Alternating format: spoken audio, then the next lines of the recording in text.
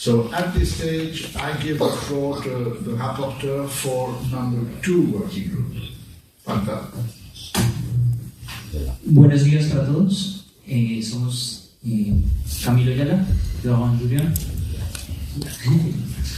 Bonjour à tous, je suis Camilo Ayala, de Laurent Julien, de la groupe numéro 2, del grupo número 2.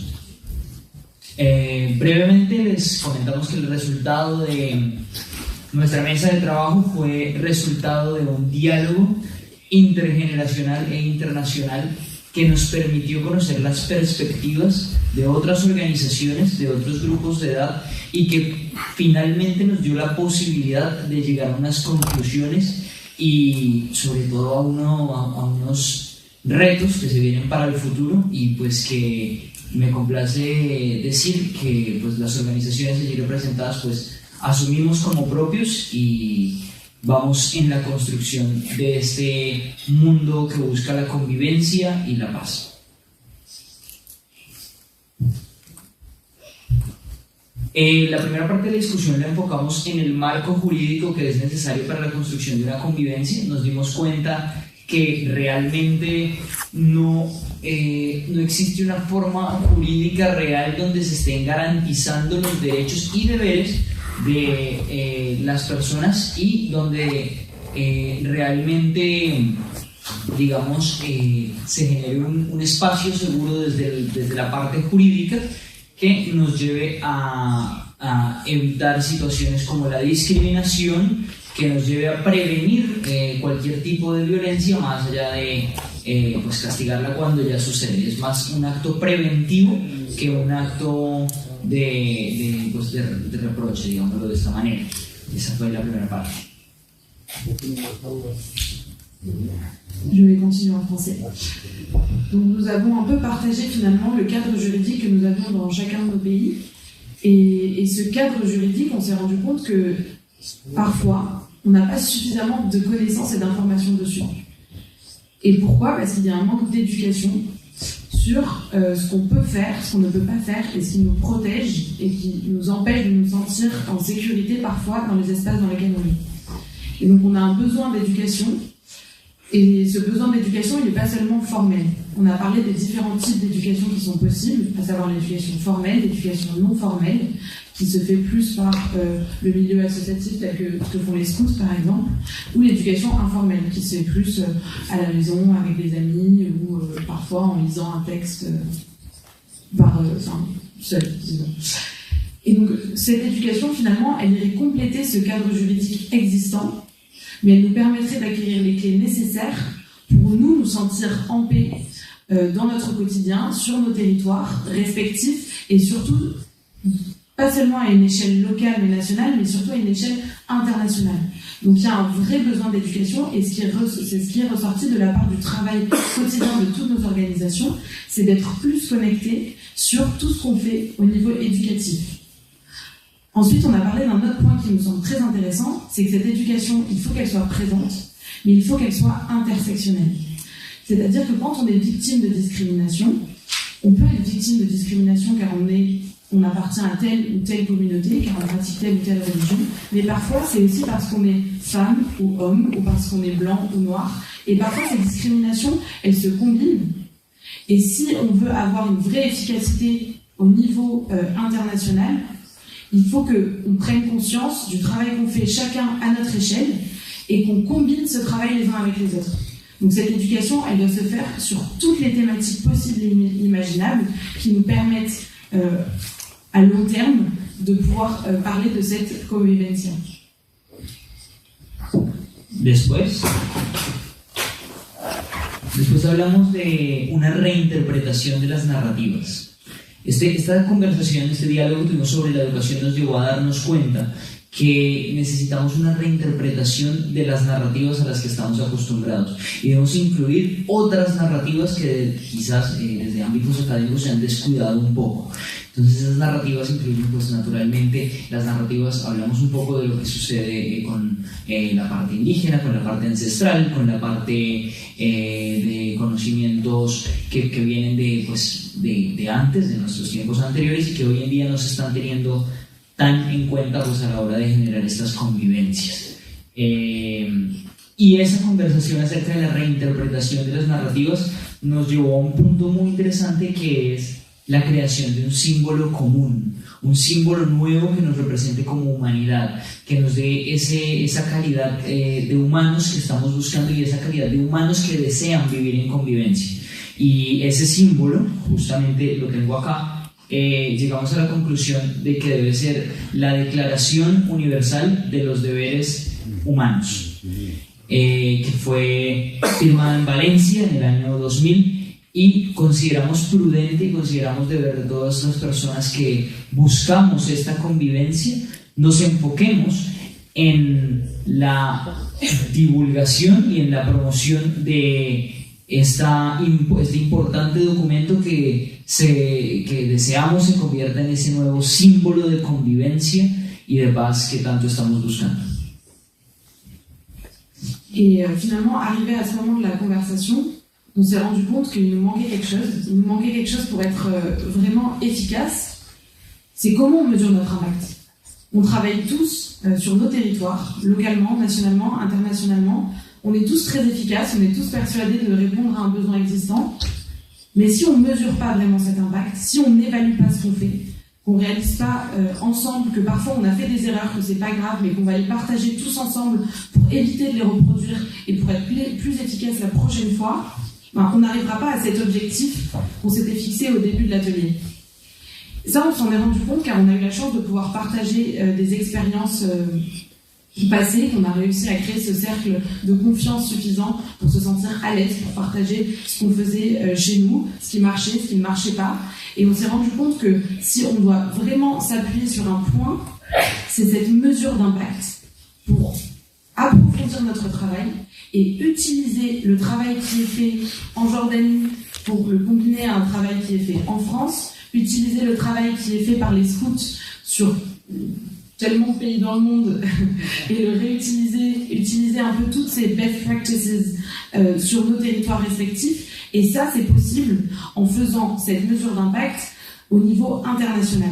Et ça, pour nous, c'est un point très important qui nécessite que le monde de la recherche s'allie au monde des praticiens, qui nécessite que la société civile soit plus connectée finalement au monde de la recherche aussi, et que tous ensemble, on soit plus connectés les uns avec les autres pour se dire ce qu'on fait au quotidien chez nous, ce qui marche et ce qui ne marche pas. Et qu'on ne soit pas peureux d'assumer que parfois on a mené une action qui n'a pas forcément été si efficace que ça, parce que la finalité, c'est pas d'être le meilleur, mais c'est de répondre à un besoin. Et c'est de répondre à un besoin qui nous permet au long terme de vivre ensemble en paix. Finalmente queremos hacer una invitación y es, como decía Floren, la construcción de este mundo de convivencia no puede ser un trabajo individual, es un trabajo colectivo. Y es un trabajo que se debe hacer de manos de todas las organizaciones aquí representadas y las que aún no están representadas aquí en el Foro de Córdoba. Y es importante y es nuestro deber, al haber estado acá, replicar esta información y darnos cuenta de la importancia que tiene vivir en ese mundo en convivencia. Muchas gracias.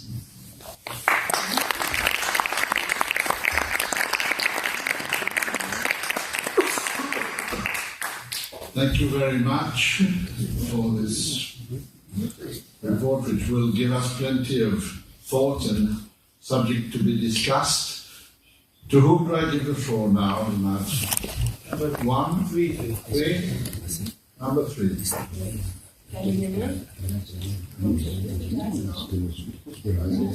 Now, can you hear me? Yes. Okay, I'm Tanya, I'm from Lebanon, and I just wanted to start by thanking everyone at Cordoue, the forum, and by thanking Kaiser for really empowering the youth to be here, and for us to actually be here and being the decision makers and giving a speech about what we witnessed during the discussions. It's very rare for such things to happen, so thank you for everyone for empowering the youth. And how we're going to speak about, and of course thank you to Monsieur Olivier and Mrs. Nadia for the great discussions. So how we're going to speak about the group 3, which was the French and English part, is I'm going to speak about the process, and then Adine is actually going to speak about the concrete solutions we spoke about. So how we started was, we actually thought and discussed about the importance of having a circle and the power of storytelling, how every one of us is equal, and how we all have a goal, which is in the middle, which is how to find solutions to coexist, or la convivence, how to live together actively. So we started by actually every one of us talking about our experiences back home, and we heard stories about in Morocco, in Lebanon, in Belgium, which was very inspiring, about stories of how people struggled on how to coexist or convene with each other, and how they passed and how they found solutions for that. So in all of our stories, actually, although they were different and in many different parts of the world, we saw that there is one common goal, or one center in the circle, which is we all want to find solutions on how to live better with each other. So this link made us think, first of all, of the possibilities, but we started with the things that stopped us, or the challenges, because it's important to speak about the challenges before. We saw many challenges. The first challenge we saw was the economic challenge. We saw that economy, or people that live in poverty, might not always think about living together at the beginning. They might think of other things. So we thought about how to tackle that.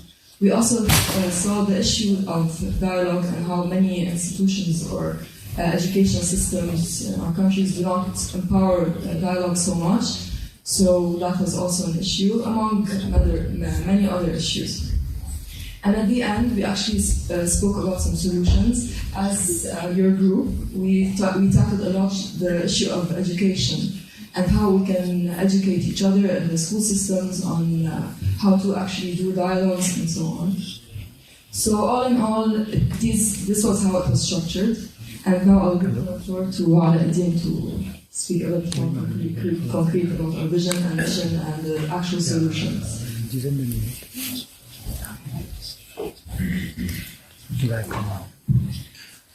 Bonjour, good morning everyone. Assalamu alaikum wa rahmatullah. Thank you very much, Tanya. Thank you very much, Mr. Morion, and all organizing partners of this Foro de Cordoue. Yesterday in our workshop, I have to say it was a very nice workshop. There was an ambience or an atmosphere of conviviality, living together, working together in peace. That was very much appreciated. Yesterday, actually, there were, if we would look at all the ideas that came through this meeting of yesterday, we can actually see that they have one common point, one common substance that relates them to each other, which is, because nowadays we are all of us are, for everyone it's clear that there is no other way to arrive at a peaceful society than through education. But what kind of education of peace? The problem of today is that education of peace is something we do it next to the other things. So we'll teach you mathematics, we'll teach you calculating, we'll teach you language, and then once a week we'll learn you how to talk with each other peacefully, or we'll have some classes of for example, peace. Today's peace day. Let's draw some things on the wall. How peaceful. We have a schizophrenic education system, which divides between the cognitive aspects and those which are ethical. And the education of peace, which we do recommend, is the education that integrates these universal human values into these subjects, into mathematics. How can peace be related to mathematics? How can peace be related to language when it comes to the meaning of words we speak, the way we communicate? So in history, so actually what we felt yesterday, because it's not only about what is said, but what was the feeling that went through the workshop. And this was that we feel that the world is now in a decisive moment in history.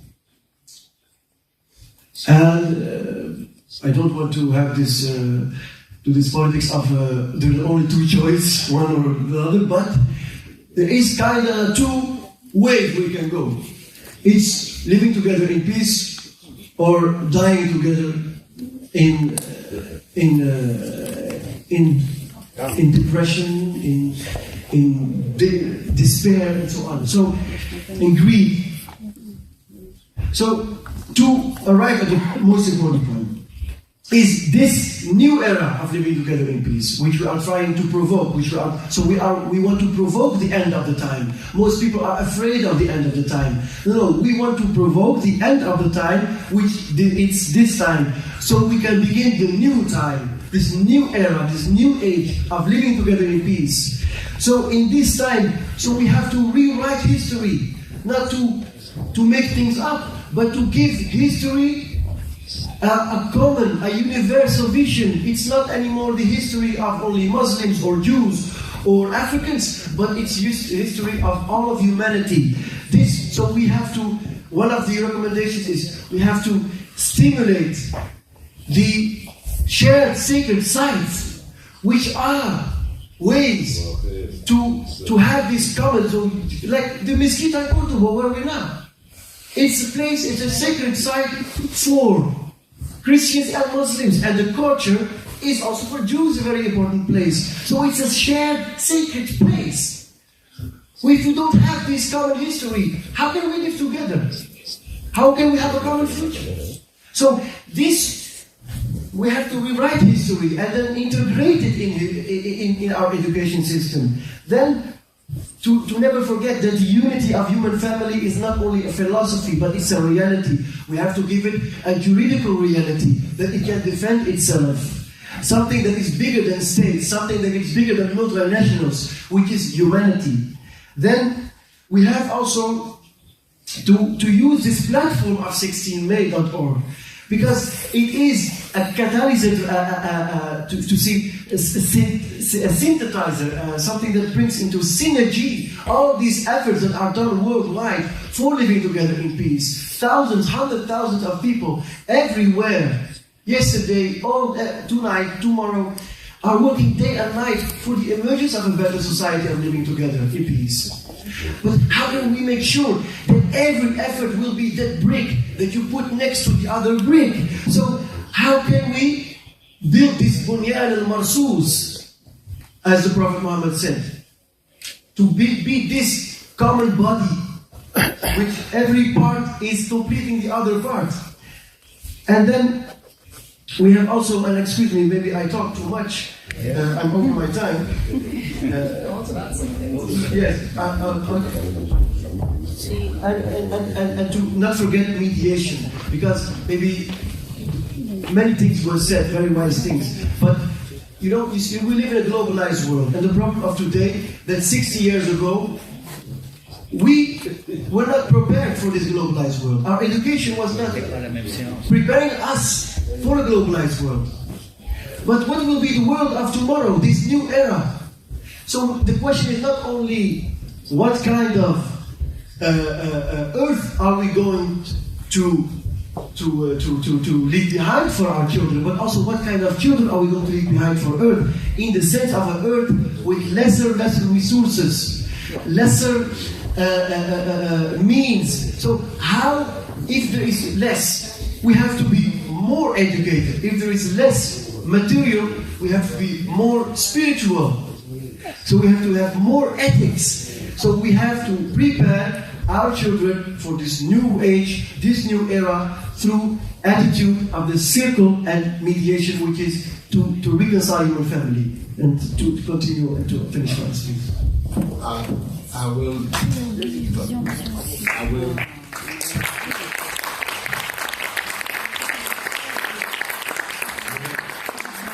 You have. Okay, yes. You have asked for the floor, I'll give you the floor. I have a vague suspicion, Aladdin, that this was more your report than yours. Sorry, Olivier. You probably told us what you told them. I'm very interested in having a global presentation of everything that was said in the report. I think, Tanya, you want to add something? Yeah, I just wanted to add something that I expressed during the end of our session yesterday. Is that it's really nice for us youth to come to these conferences and listen to all of you and to debate, to discuss, and so on. But I really want to see actions taking place. For example, yesterday I was really inspired to do so many things back home in Lebanon.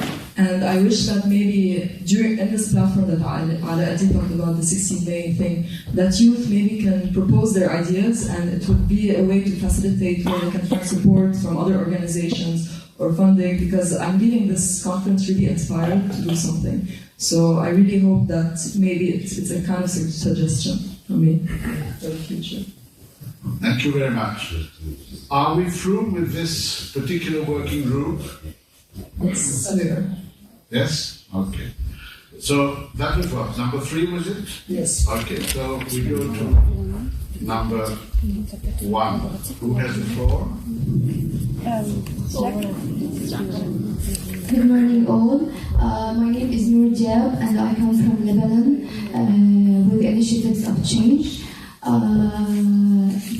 First I would like to thank all of the organizers of this event, and I would like to share my honor to be at first part of the youth seminar that was done prior to this conference, and then being part of this conference was really an added value to my skills and abilities, and I learned a lot from all of the experiences and the stories that were shared.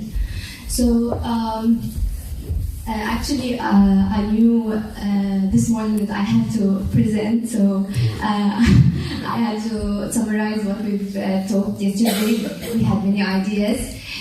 First of all, I was in the first working group with Mr. Nicholas and Mr. Imad Karam.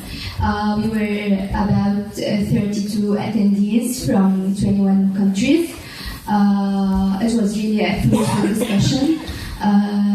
Mr. Nicholas started by throwing a very thoughtful question, which was going back to the day before, the experience of Mr. Asad Shantari's, the Lebanese guy who had experienced through war, and his forgiveness story. So he asked us a really deep question, and the question was: is forgiveness necessary to have peace, or is it an essential part of getting peace all over the world? And the discussions were really deep. We had many sharings and many stories from different parts of the world regarding forgiveness and history and regret, and if it's really history needed to reconcile and to have peace all over the world.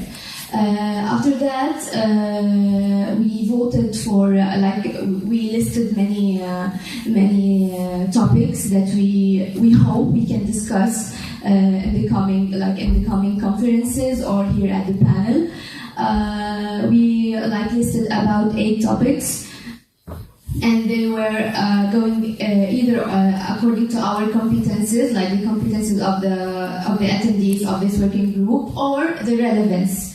So we had to vote for 3 topics to come to the panel and talk about. The 3 topics that we voted for were intergenerational dialogue, celebrating diversity in local communities, and the last one is reaching the differentiating and addressing inequalities. So these 3 topics, we discussed them thoroughly yesterday, and we also hope that we can sometime in the future have a conference or have a deep discussion about these 3 topics in specific. Thank you so much.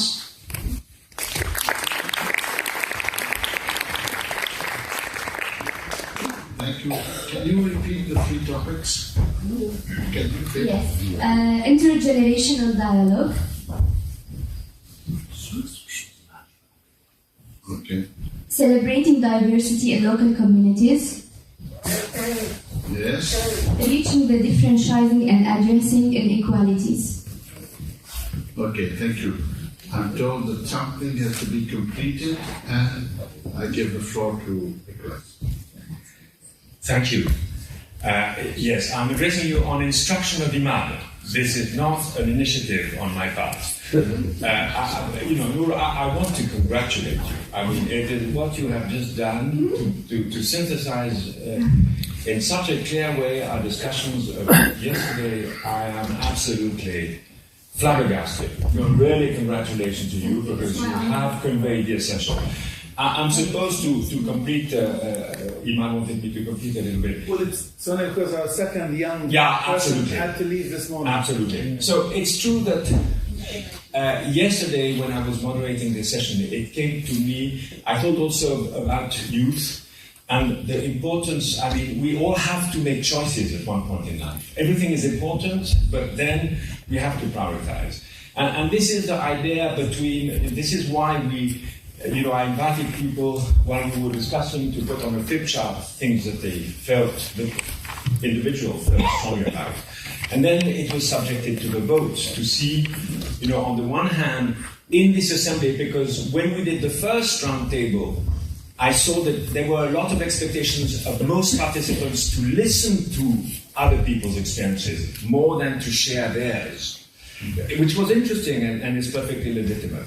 And therefore, on that basis, I thought, all right, we have two questions. Competence, what are the competences in this room?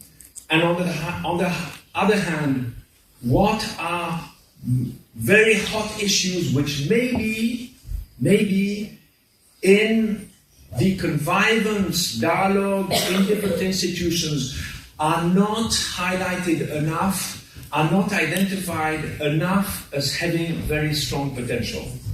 And so this was, let's say, it's the only thing I really want you to know. This was the idea behind inviting people to put things and the selection. Because at the end of the day, we always have to select. We cannot always do what we want. What was interesting in the process was that the two votes, one more axed also towards the future, as a recommendation to this assembly, to this plenary. What are the topics which are not sufficiently addressed in convivance forums and need to be developed because they have a very strong leverage effect? Again, what we're looking for is leverage effect. Funnily enough, what was voted as needing to be discussed yesterday and what needs to be discussed further are the same three topics that you have just heard about. So anyway, I don't know whether this methodology, this approach, it wasn't the most orthodox, if I dare say so, approach, but at least I think it helped us to keep in mind. At the end of the day, we always have to streamline. Thank you. Thank you.